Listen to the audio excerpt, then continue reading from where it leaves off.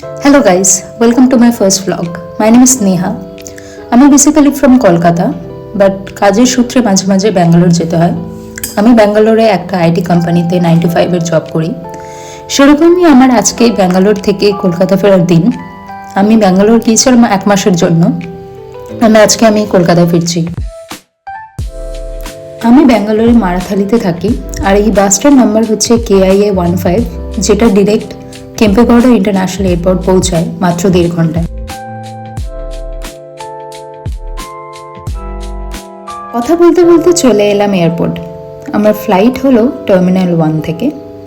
আমার ফ্লাইট হলো Indigo airline, আর আমি ইন্ডিগো এয়ারলাইনেই বেশিরভাগ সময় ট্রাভেল করে থাকি।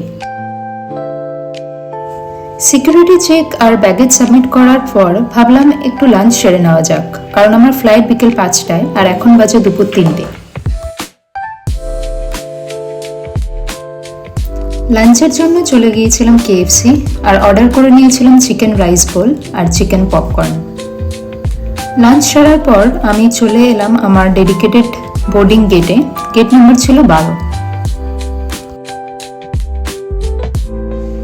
ফ্লাইটের বোর্ডিং ছিল একদম অন টাইম, বাট ফ্লাইট ছিল হাউসফুল, তাই বোর্ড করতে একটু সময় লেগে গিয়েছিল। তাই তোমাদের একটু চারপাশটা দেখিয়ে নিচ্ছি। তোমরাই দেখে নাও যে ফ্লাইটটা কতটা কনজেস্টেড ছিল, আর আমাদের এন্ট্রি করতেও কতটা সময় লেগে গিয়েছিল।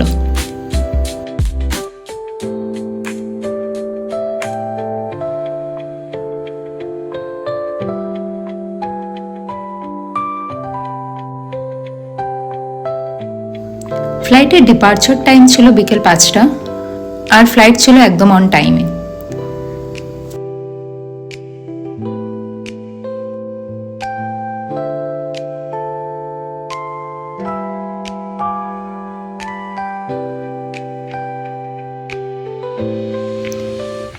ব্যাঙ্গালোরের আকাশ ছিল ঘন মেঘে ভরা, কিন্তু মেঘের উপরে যেতেই দেখা পেলাম ঝলমলে রোদের।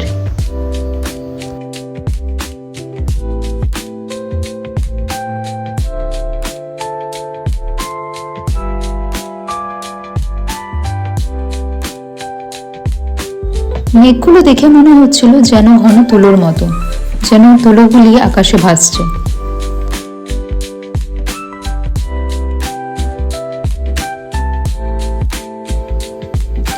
ফ্লাইটের শেষের দিকে অ্যানাউন্সমেন্ট হয়েছিল টার্বুলেন্সের জন্য, বাট সেভাবে কোনো টার্বুলেন্সের সম্মুখীন আমাদের হতে হয়নি।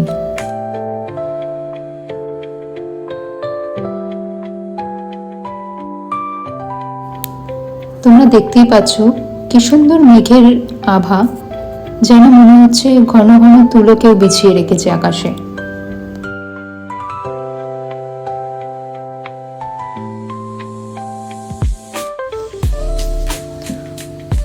অবশেষে 2 ঘন্টা পর দেখা পেলাম কলকাতার আকাশের ঝলমলে পরিষ্কার আকাশ। দীর্ঘদিন বাইরে থাকার পর কলকাতায় আসার অনুভূতিটাই আলাদা হয়। আমি জানি সবাই আমার মতো সহমত হবে।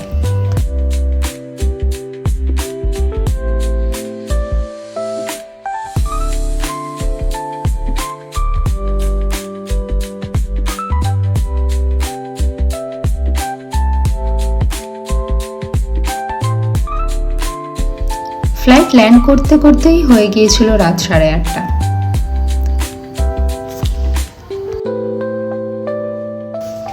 ফ্লাইট ল্যান্ড করার পরেই দেখি অলরেডি বাস এসে গিয়েছে এয়ারপোর্ট এন্ট্রি গেটে নিয়ে যাওয়ার জন্য, যেখান থেকে আমরা ব্যাগেজ কালেক্ট করে বেরিয়ে পড়বো এয়ারপোর্ট থেকে।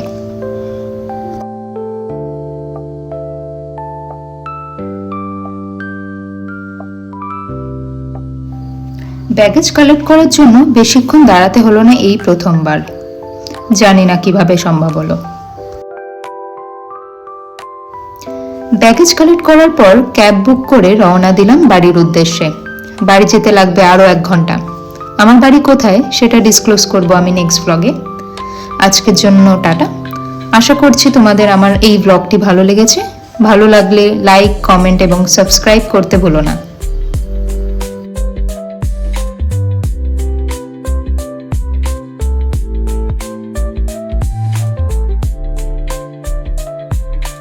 আজকের জন্য এটুকুই। দেখা হবে পরের একটা ব্লগে। টাটা।